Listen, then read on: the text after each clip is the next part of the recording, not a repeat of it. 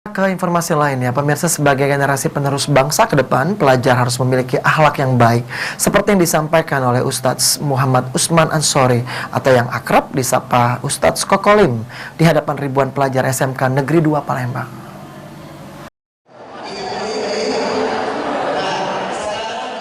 Demi mewujudkan akhlak pelajar yang lebih baik ke depannya, SMK Negeri 2 Palembang menggelar pengajian serta ceramah agama Islam ke ribuan pelajar putra maupun putri.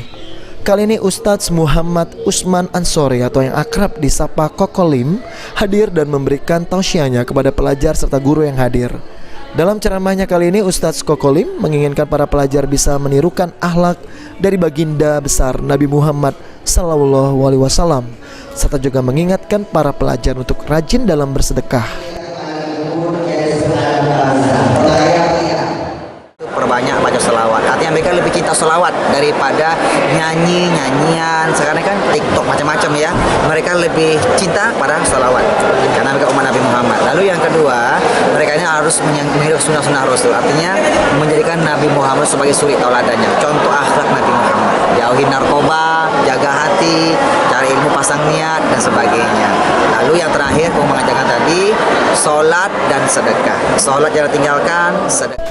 Kepala SMK Negeri 2 Palembang, Suparman, menjelaskan jika pihaknya menginginkan pelajar bisa lebih baik serta tidak melupakan ajaran agama Islam. Keikhlasan di mana mereka mendidik siswa-siswa kita untuk berbuat ikhlas. Yang mana kita tahu bahwasanya usia mereka saat ini masih labil.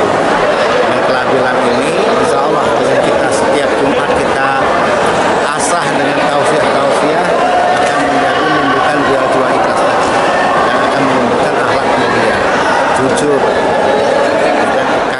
Selain memberikan ceramah, Ustadz Kokolim juga menampilkan keahliannya dalam bersulap di hadapan ribuan pelajar SMK Negeri 2 Palembang.